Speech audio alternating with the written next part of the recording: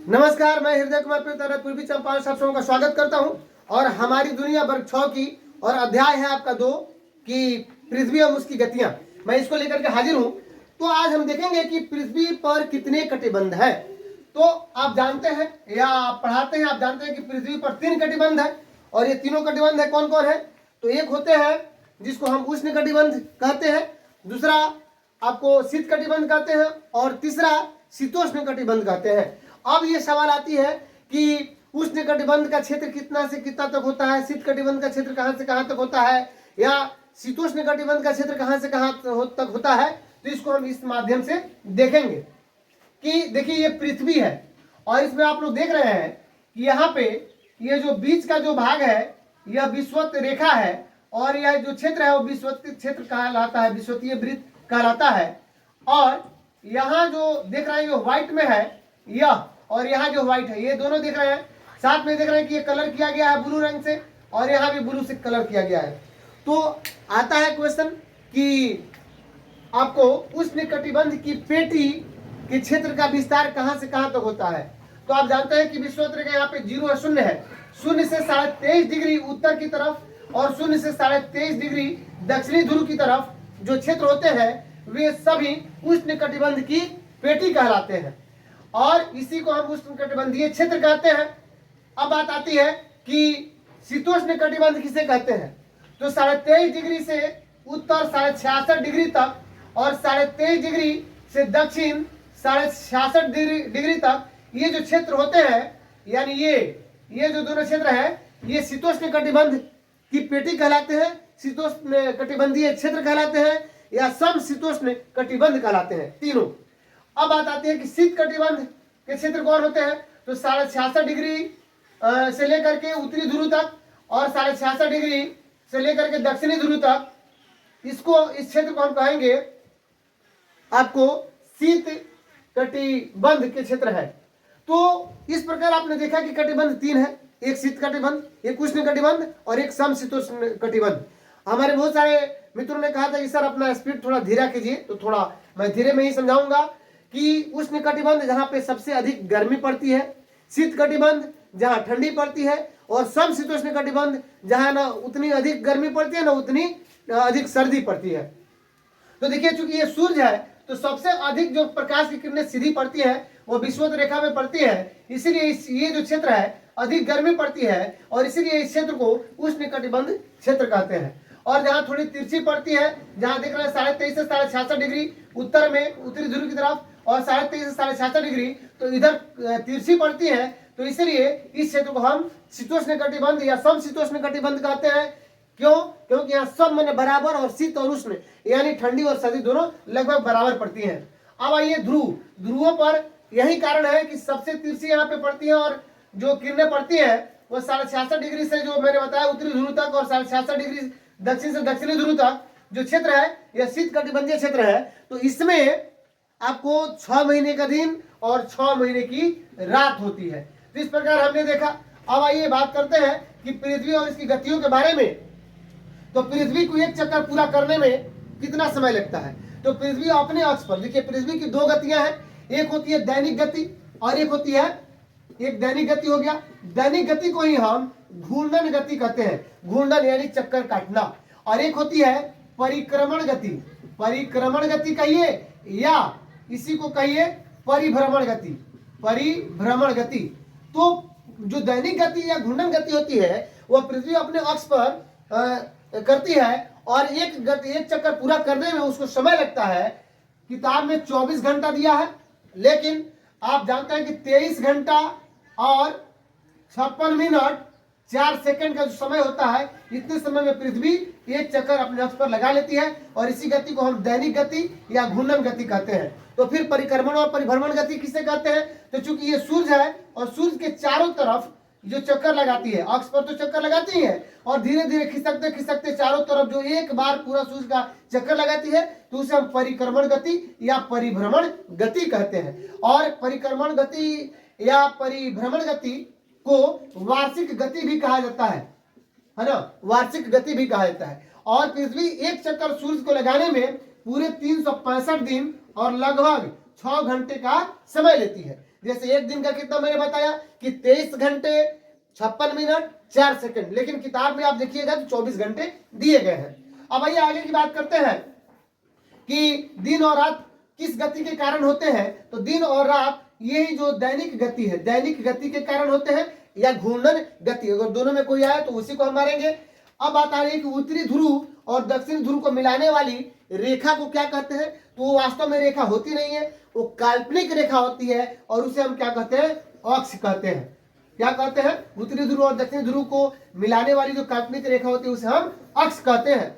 अगला सवाल है कि पृथ्वी अपने अक्ष पर कितनी डिग्री झुकी हुई है। आप सबों को मालूम है कि 23.5 डिग्री पृथ्वी अपने अक्ष पर झुकी हुई है। ये झुकने का जो कारण है, कभी सूर्य की तरफ जब झुकती है तो चूंकि हमारा देश उत्तरी गोलार्ध में है और जब यह सूर्य की तरफ झुकती है तभी 21 जून को सबसे अधिक गर्मी, यानी जून में सबसे अधिक गर्मी पड़ती है, क्योंकि पृथ्वी सूर्य की तरफ जब झुकती है। तो आगे हम इसकी चर्चा करेंगे विस्तृत रूप से।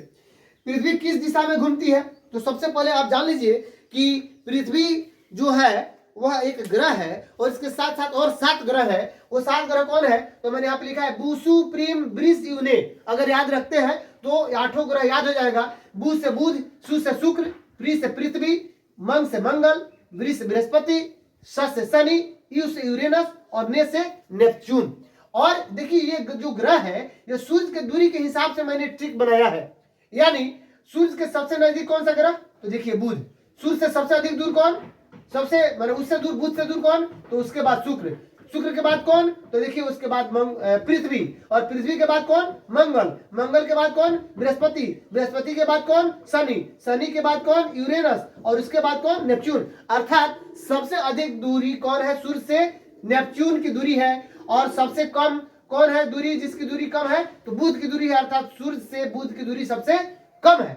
अब बात आती है कि जब ये दूरी के हिसाब से है तो सूर्य की जब परिक्रमा करना होगा, यानी जिसको परिक्रमण या परिभ्रमण गति कहते हैं, तो सबसे अधिक समय किसको लगेगा, तो जो सबसे नजदीक होगा उसी को ना कम समय लगता है। किसी भी अपने सगे संबंधी के यहाँ जाने में जो नजदीक होते हैं उनके यहाँ कम समय लगेगा, जो दूर होंगे उनके यहाँ ज्यादा समय लगेगा।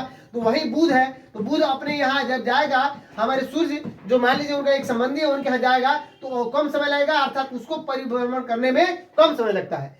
उससे ज्यादा थोड़ा शुक्र को लगता है, शुक्र को भी ज्यादा से ज्यादा पृथ्वी को लगता है, और पृथ्वी से ज्यादा मंगल को, मंगल से ज्यादा बृहस्पति को, बृहस्पति से ज्यादा शनि को, शनि से ज्यादा यूरेनस को, और यूरेनस से ज्यादा नेपच्यून को अधिक समय लगता है। अब सवाल इसी में बन सकता है कि पृथ्वी के सबसे निकट कौन सा ग्रह है। तो पृथ्वी के सबसे निकट आपको शुक्र ग्रह है। कौन सा ग्रह है, शुक्र ग्रह है।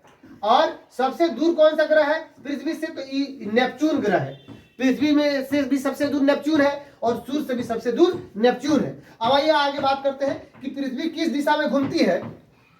तो यहाँ पे इसकी हम बात कर ले कि पृथ्वी, देखिए ये पृथ्वी है, तो जो बाकी जो ग्रह है उसमें शुक्र और यूरेनस ये विपरीत दिशा में घूमते हैं। अर्थात ये पूरब से पश्चिम की ओर घूमते हैं, जबकि बाकी जो 6 ग्रह है यह पश्चिम से, ये देखिए पश्चिम से पूरब की तरफ घूमते हैं। पृथ्वी को लेते हुए 5 और ग्रह, लेकिन शुक्र और यूरेनस कैसे घूमते हैं, वो पश्चिम से वे पूरब से पश्चिम घूमते हैं और पृथ्वी पश्चिम से पूरब घूमती है। हालांकि शुक्र ही आपको पूरब से पश्चिम घूमता है। यूरेनस जो है वो इतना झुका हुआ अक्ष पर कि वह सीधी यानी ऊपर से नीचे की तरफ आता हुआ प्रतीत होता है। अब आगे बढ़ते हैं हम, परिभ्रमण और घूर्णन या दैनिक गति क्या है। तो अभी मैंने समझाया कि परिभ्रमण यानी जो एक चक्कर सूर्य का लगाते हैं, या परिक्रमण, और घूर्णन या दैनिक हम समझा चुके हैं। अब आइए बात करते हैं कि पृथ्वी की वार्षिक गति को क्या कहते हैं। अभी मैंने बताया कि पृथ्वी की वार्षिक गति को हम परिभ्रमण गति कहते हैं, परिक्रमण गति कहते हैं। जब पृथ्वी का उत्तरी गोलार्ध सूर्य के सामने होता है तो सूर्य की सीधी किरणें किस रेखा पर पड़ती है। तो जब पृथ्वी का उत्तरी गोलार्ध सूर्य के सामने होता है तो सूर्य की सीधी किरणें किस रेखा पर पड़ती है, उत्तर होगा कर्क रेखा पर पड़ती है। कहां पड़ती है, कर्क रेखा पर पड़ती है। अगला क्वेश्चन है, उत्तरी गोलार्ध में दिन और रात, उत्तरी गोलार्ध में दिन और रात कैसी होती है। तो उत्तरी गोलार्ध में दिन जो होते हैं वह लंबे होते हैं और रात जो होती है वह छोटी होती है। अब आगे बात करते हैं कि भारत किस गोलार्ध में है। तो भारत पृथ्वी के उत्तरी गोलार्ध में है। किस गोलार्ध में है, तो उत्तरी गोलार्ध में है। तो तो अगर भारत उत्तरी गोलार्ध में है, इसका मतलब बिहार से भी अगर क्वेश्चन आ जाए कि बिहार किस गोलार्ध में है, तो बिहार भी उत्तरी गोलार्ध में है। अगला क्वेश्चन है कि ध्रुव पर दिन और रात की अवधि क्या होती है। अभी मैंने बताया कि ध्रुव पर दिन और रात, चूंकि यहाँ पे मैंने बता रहा था कि तिरछी किरणें पड़ती हैं, तो 6 महीने का दिन और 6 महीने की रात होती है। सबसे बड़ा दिन, अब देखिए, और छोटी रात, तो मैंने कल भी बताया था और आज भी बता दूं कि अगर आप याद रखते हैं 21-22 जेडीसी, जे से जून और डीसी से दिसंबर, ध्यान रखिएगा, अगर इतना याद रखते हैं, और 21 पहले यानी जून और 22 बाद में है तो डीसी, यानी इसी 21 जून को सबसे बड़ा दिन, सबसे बड़ा दिन यही 21 जून। अब 21 जून को सबसे बड़ा दिन क्यों? क्योंकि पृथ्वी सूरज की तरफ झुकी हुई है, पृथ्वी सूरज की तरफ झुकी हुई है। और यहाँ पे देखिए, और झुकने के कारण जून में ये जो अधिक गर्मी पड़ती है ना, चूंकि भारत जो है वह उत्तरी गोलार्ध में है।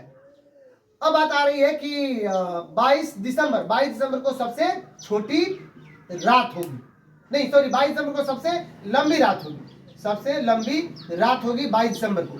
तो 21 जून को सबसे बड़ा दिन, 22 दिसंबर को सबसे लंबी रात, तो 21 जून को सबसे बड़ा दिन, तो किस तिथि को सबसे छोटी रात? तो 21 जून को छोटी रात। किस तिथि को सबसे बड़ा दिन?